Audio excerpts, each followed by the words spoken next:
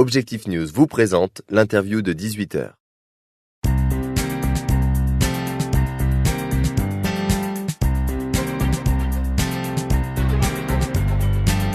Bonjour à tous, nous recevons aujourd'hui Benoît Moulas, président de Agora Industrie, un équipementier considéré comme une pépite par la Directe. Bonjour Benoît Moulas. Et bonjour. Votre entreprise est spécialisée en mécanique électronique et vous intervenez, pour résumer, dans 3 secteurs majeurs, le spatial, l'aéronautique et la défense.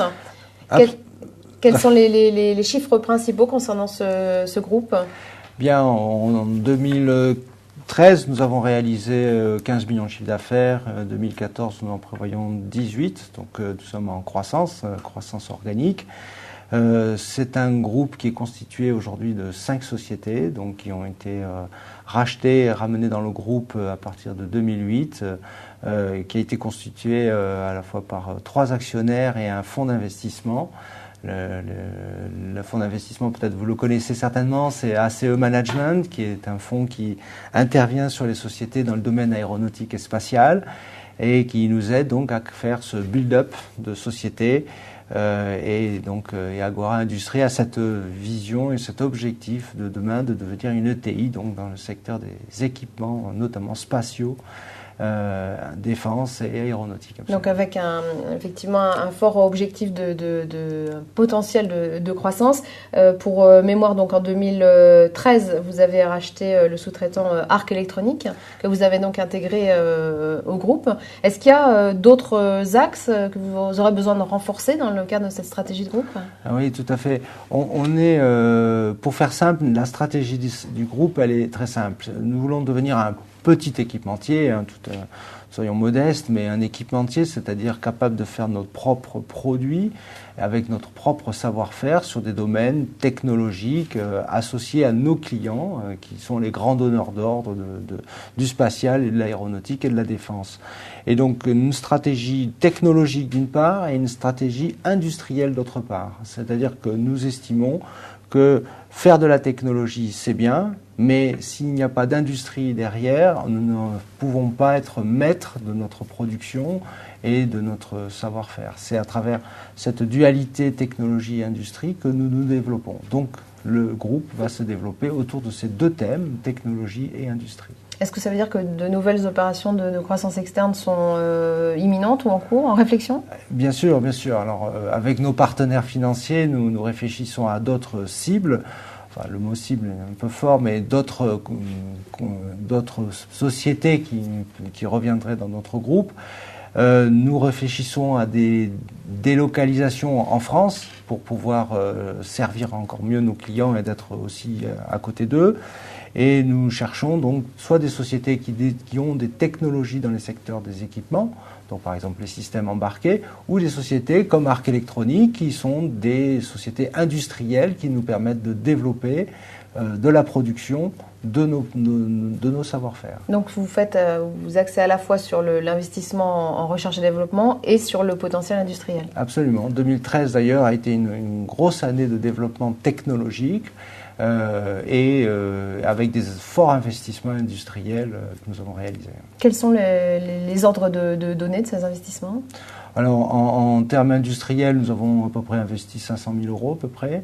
Et dans le domaine technologique, alors aujourd'hui, il faut savoir que nous faisons pratiquement 20% de notre chiffre d'affaires en R&D sur les domaines mécaniques, spatial, les domaines électroniques, spatial et aéronautiques. Aujourd'hui, l'ensemble de ces entreprises est en France. Est-ce que une réflexion est en cours sur une implantation à l'étranger ? Oui, absolument, parce que les équipements spatiaux avec des forts savoir-faire aujourd'hui intéressent les pays émergents. Aujourd'hui, il n'y a pas un pays qui se pose la question d'avoir son propre satellite d'observation, donc de disposer de certaines technologies.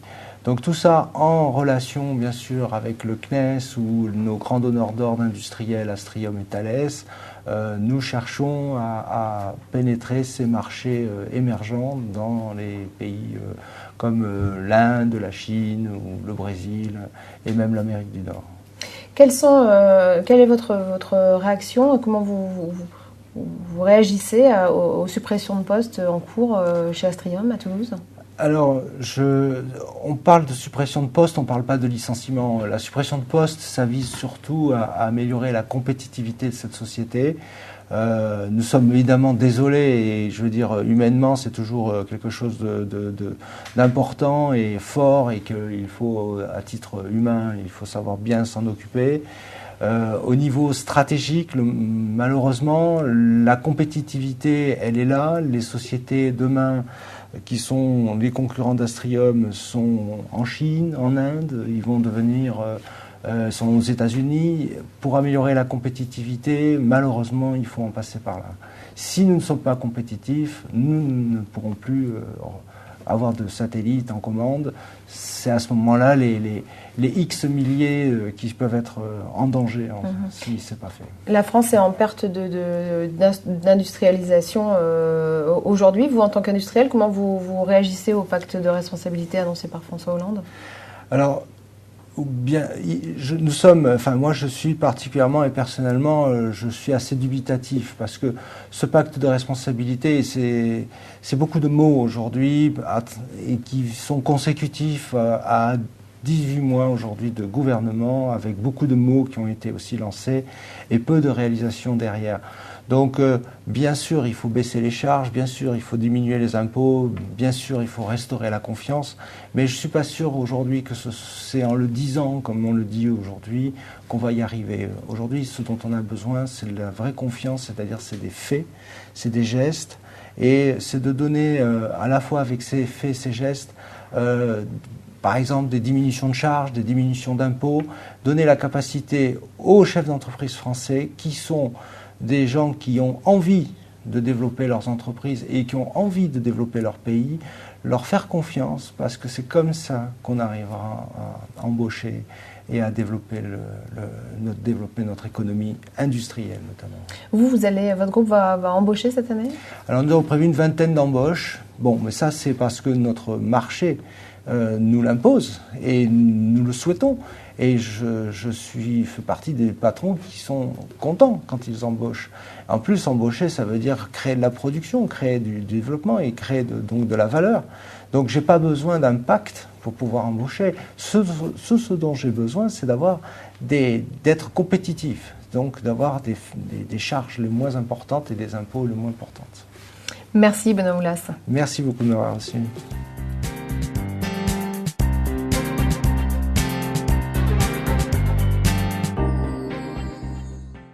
Objectif News vous a présenté l'interview de 18h.